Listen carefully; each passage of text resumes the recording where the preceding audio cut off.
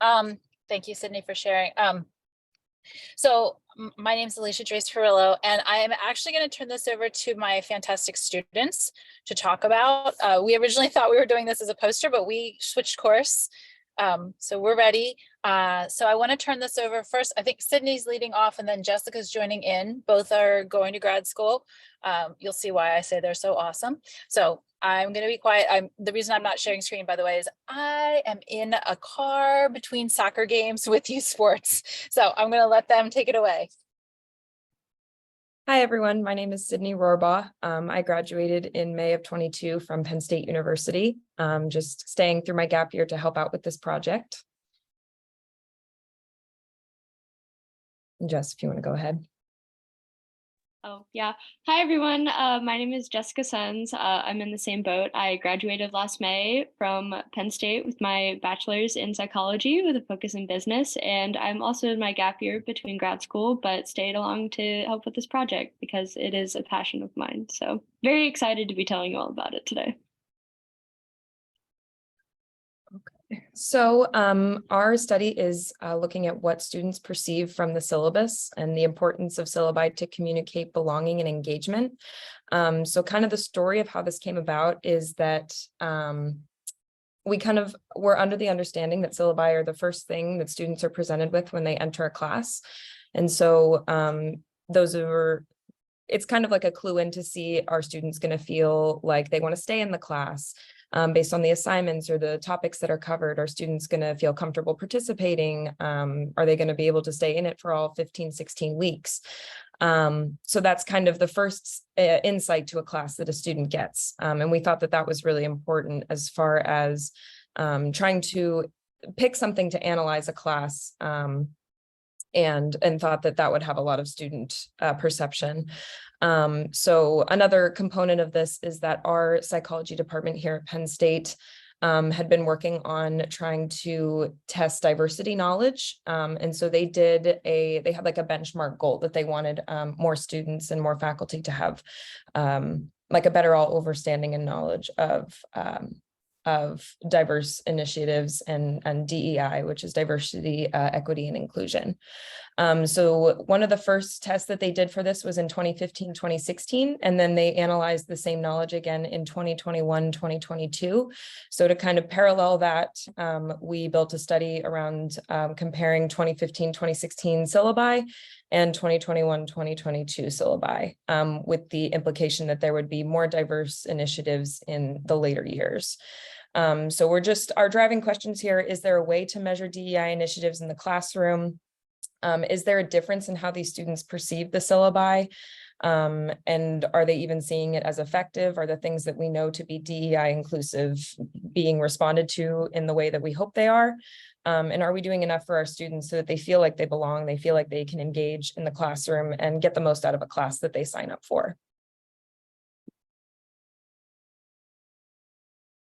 Okay, so starting off, going a little bit into about our background research that we looked into before we started formulating our survey, which we'll get into a little bit later with our method section, is one of our key questions that we asked ourselves when we started this project was, well, how do we even assess like students' sense of belonging? Regardless of syllabi or otherwise, when they're in a course, what influences their sense of belonging in that course? And one of the most important things that we found when we were doing our background research is that identity safety cues are important because they signal the importance of inclusivity and disapproval of social inequities to students if those behaviors are implemented by instructors. So essentially, students that are exposed to identity safety cues tend to report a higher sense of belonging in that course. And an example of this that I wanted to kind of highlight that we incorporated into our research is lower social dominance as an identity safety cue. So social dominance essentially means in a classroom setting, is the instructor making sure that everybody is included in an equitable discussion, or is there sort of a social hierarchy or different social identities dominating the discussion in a classroom? And so what we would like to see as far as DEI initiatives go is lower social dominance. And so identity safety cues signal lower social dominance, and that in turn promotes a higher sense of belonging among the students in that course. Going off of that, another important concept that we found in our background research to include in this study has to do with what students actually perceive their instructors' characteristics to be and whether or not they view that as positive or negative. So Hoffman 2003 listed some instructor qualities that were seemed to be important to students, including their perceptions of these instructors' characteristics. So students perceived instructors with some of these qualities more positively. If you wouldn't mind clicking them, Sydney. So if an instructor is approachable, friendly, and flexible, if an instructor includes all of these qualities into their behaviors in the classroom, then students generally perceived them more positively, and that in turn created a higher sense of belonging in that course among the student population. Now, these are a couple of examples of some of the questions that we included in our survey for students to fill out. And this first one up on the left here, had students rate the extent to which a sample syllabus made them feel that the instructor will encourage equal participation from all students. Example, no social hierarchy. So what we're looking for is on this scale, 0 to 10, 10 being the strongest likelihood, that when students perceived the instructor as being willing to encourage equal participation, if they perceived it as a 10, that indicates lower social dominance in the instructor. As for the second one, we had students based on a sample syllabus rate the extent to which the instructor seemed approachable overall to them. And this has to do with the variable of approachability. Again, 10 being the highest, students perceiving that instructor as more approachable.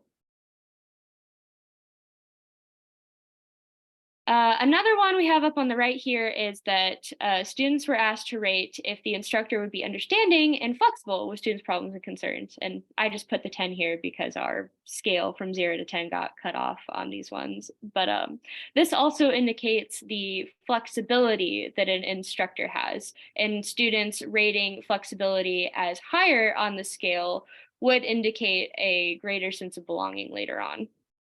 And lastly, the instructor would be willing to listen to students about their problems, class-related content, et cetera. It could be anything in general. Students rating higher on this scale report a higher level of friendliness in the instructor. So overall, we connected all of these to this simple question that we asked of students, which was, after reading through a sample syllabus and getting an overall impression of the course, would you have felt like you belonged? A simple scale ranging from strongly disagree, they would not have felt like they belonged in this course at all, to strongly agree, they definitely feel like they would have had a strong sense of belonging in this course. So overall, we incorporated the identity safety cues, including lower social dominance, flexibility, approachability of instructor, and the instructor's overall friendliness, and all of that combined, especially being higher on all of those, leads to students' overall sense of belonging in the course, which in the academic setting, we would hope to be as a strong agreement as possible. Another part of our background research was on student engagement. So engagement rears positive benefits in the classroom, increases retention. It's super important for for students to be connected with the material. So we found that students are generally disengaged and uninterested in materials that do not align with their interests. And this disengagement can lead to implications for academic success. Some of the resources that we might be referring to here are including diverse articles and diverse studies for students to kind of grasp onto, and not kind of putting ourselves in a box and doing research articles that are on one specific population, but having a lot of different research articles with different implications that students can relate to.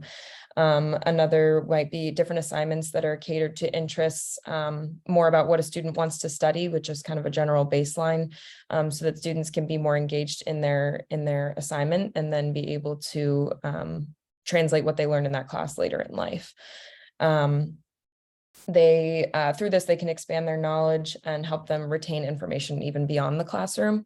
And so one of the example questions we asked in our survey was based on how this course is described in sample one, which sample one would have been one of the syllabi that they were looking through.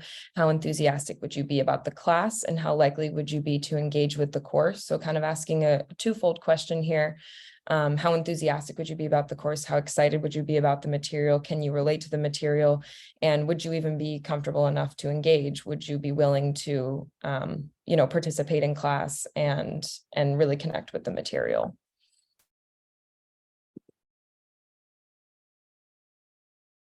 All right, the final component of our background research that we're going to talk a little bit about today is we looked at syllabi components specifically. So when we looked at identity safety cues as an indicator of student sense of belonging, a lot of that had thus in the past been studied kind of in a general classroom setting. But what we wanted to do is combine those ideas with what qualities in a syllabus promote DEI. So a really important study that we looked at was Fuentes, Zilla, and Madsen 2021, which provided suggestions for inclusive components in syllabi.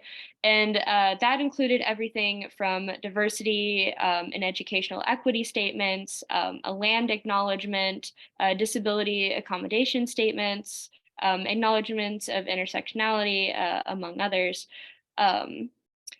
And so these components, when included in a syllabus, signal to students that the instructor values all student situations, regardless of identity. And another kind of more concrete example of this would be flexible attendance policies for a diverse student population being included in the syllabus.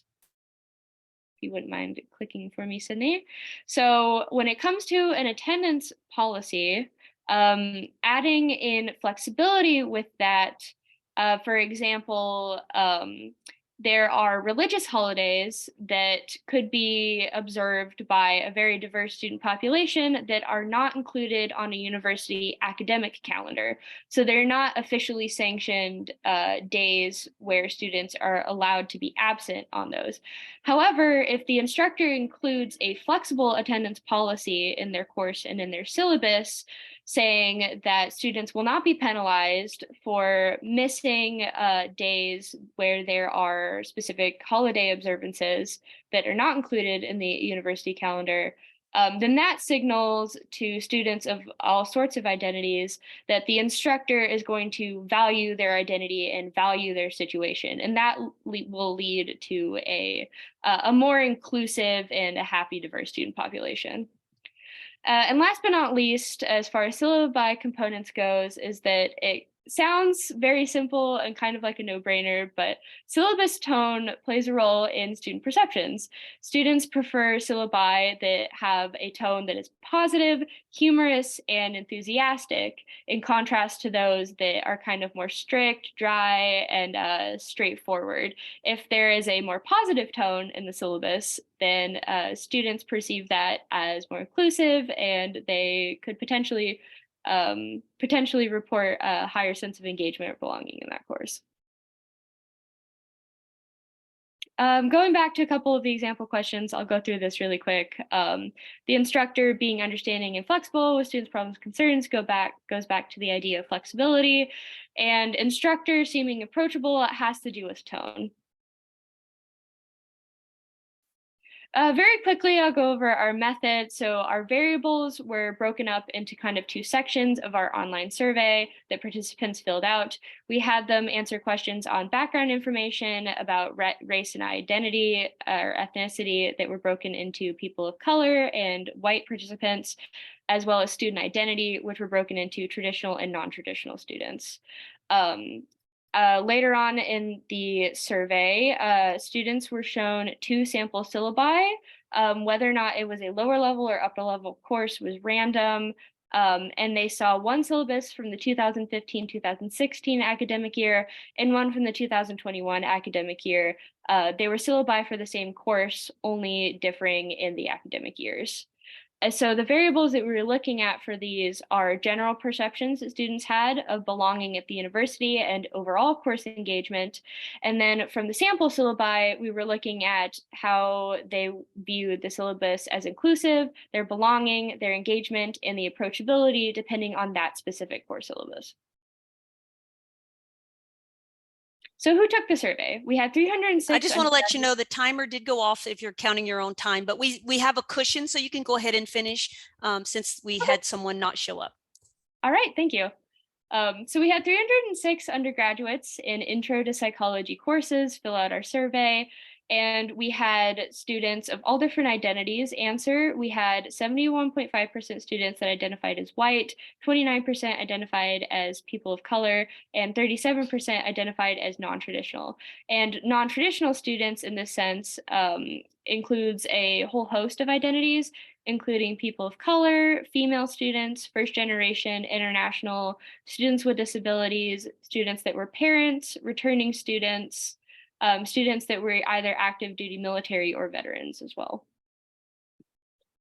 So just briefly, our first hypothesis here were that syllabi from 2021-22 would have higher ratings of inclusion, belonging, and engagement versus the 2015-2016. And when we aggregated the whole sample together, we did a paired t-test and each variable did have a significant difference. Overall, students rating the 2021-2022 syllabi higher on all of the variables that you see below, which was really huge, that there was a difference to be noted in each of these. I want to save time, so I can just move on to the next one quickly. We went on to do an exploratory hypothesis that DEI initiatives may differentially affect students depending on their race and ethnicities. So they didn't differ in their perceptions of the syllabi from 2015 to 2016, but what we did note is that white students actually rated syllabi higher for belonging than students of color. The implications are that for this are, our initiatives really only being perceived by traditional or, white students. Is it even being catered to students who might be more likely to feel less belonging? Like are initiatives even being recognized by this group? So our third and final hypothesis, which was also exploratory, is that diversity, equity, and inclusion initiatives may differentially affect perceptions of inclusion and belonging between those traditional and non-traditional students. So essentially what we gained from these analyses is that students considered traditional and students considered non-traditional differed in each variable, but also by how much their perceptions changed between the 2 academic years. Traditional students rated overall all of the syllabi to be more inclusive and more approachable. They reported a higher potential sense of belonging in the course, and they had a greater change between the 2015 and 2021 academic years. In contrast, non-traditional students saw the syllabi in the courses as less inclusive, less approachable. They reported a lower sense of belonging, and while they also saw some change between the academic years, the change was not as great. So our question for this is, what could the reasons for these differences be? Of course, this will need further study in the future, although our train of thought at the moment is that it may simply be that to traditional students, the changes in inclusivity standards seem appropriate and effective and are thus rated higher by that student population, while for non-traditional students, the attempts that have been made thus far have been acknowledged, but for those populations haven't necessarily changed as much. And so these are just some of our brief conclusions, some takeaways. What we put into a syllabus really matters and resonates with students in different ways. And our DEI initiatives that we put into these syllabi might not be as effective as we think for the populations that we're trying to target. These underrepresented or non-traditional students, are they even being helped by our current efforts? And then doing additional research, what can we change to make it more responsive to those students in that population? Yep. And last but not least, just overall, since we know that we have a lot of educators at this conference, is that the goals of this study that we set out to kind of help is to help instructors create a more inclusive syllabus, overall improve students' sense of belonging, but especially bolster underrepresented students' experiences in higher education. And that's I all think so that's it. much. Thank you for Um, letting us finish. I know we went over a little.